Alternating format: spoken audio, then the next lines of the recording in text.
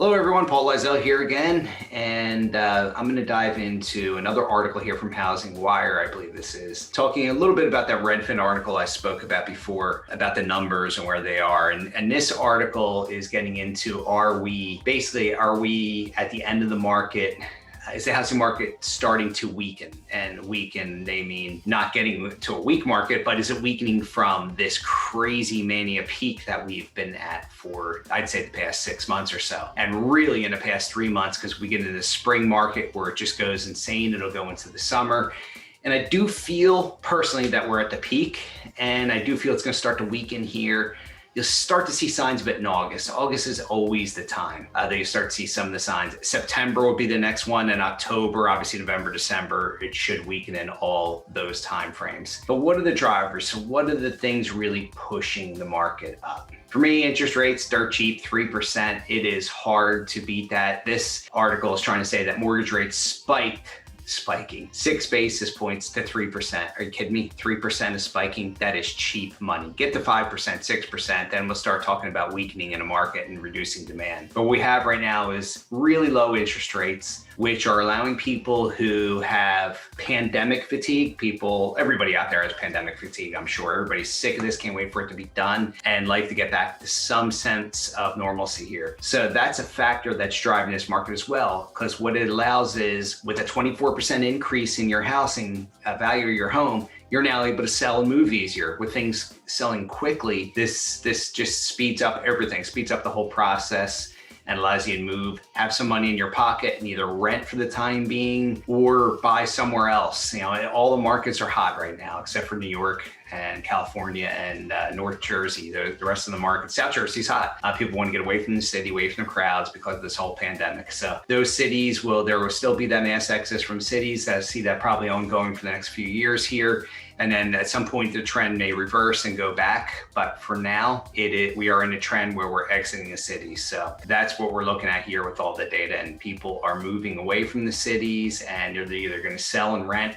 Look, what this pandemic has also allowed is for people to work from home, for companies to let people work from home. So you can work from anywhere if you're working from home. You're doing your meetings on Zoom like I'm doing this here.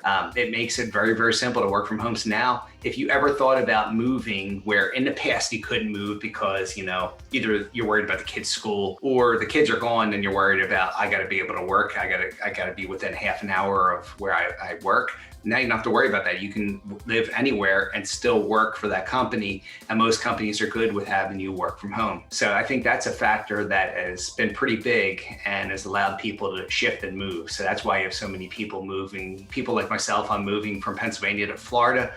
Was looking at Texas for the longest time, and just real estate taxes are a bit high there. I have family in Florida. I have a little brother and sister that I think are now going to get involved in the real estate business with me here. So that was a kind of a factor for me as well. I want to teach them and help them get into this business and be successful, as I want all of you to be successful doing this. Knowing that the market is at its peak, now you need to prepare. As a real estate investor, you need to prepare for the next trend in the market, because right now what I'm doing, getting properties, I'm just listing them on the MLS and selling them and making good profits on them. It's not going to be like this for forever. This is a very short window what we have here. So we got to look at what is our next step. Okay, next step, you go back to wholesaling, maybe a larger scale fix and flip, or just wholetailing. I love wholetailing. I think wholetailing is going to be around for a while. As long as housing is affordable, people don't mind. It doesn't have to be perfect. It just needs to be good that they can move into, and then they can put their own touch on it. I think that's where we're going to. And as far as what the drivers are in a market, another driver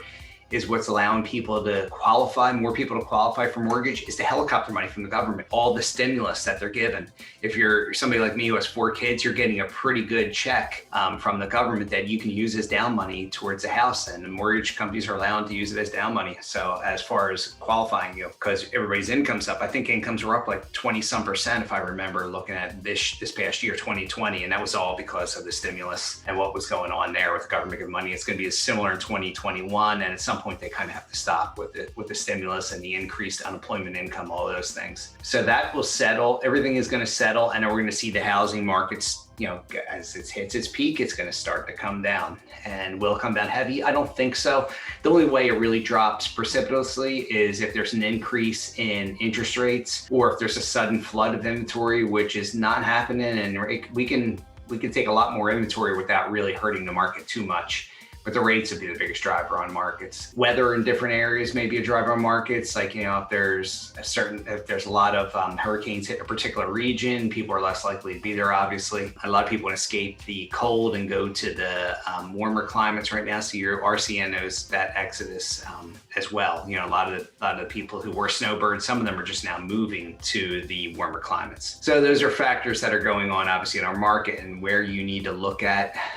I think right now as an investor, you need to look outside the main cities. You need to look into the more rural areas where you have less competition, or just outside your general normal investment territory. Expand out 30 minutes, 45 minutes, an hour, hour and a half. Look at me, I look at the whole country, so I'll buy anywhere, and I don't care how rural it is, I'll find a way to sell the property. There will be lots of interested buyers, and especially with owner financing in your tool belt, that allows you another way to get rid of a property and bring in good income for yourself. So anyway, hope this article helped. I just kind of want to give you an idea what's going on with this market here, where I think it's headed. And I don't have a crystal ball, don't know exactly where it's going. It's just kind of a feel I have that we're going to start to see the decline starting late summer, really early fall into the winter next year. And then we'll see a little spike up again next spring, I believe, as long as rates stay low. And then, it'll kind of settle hopefully into a more normal market. All right, everyone. Thank you again for listening, and we'll catch you at the next one.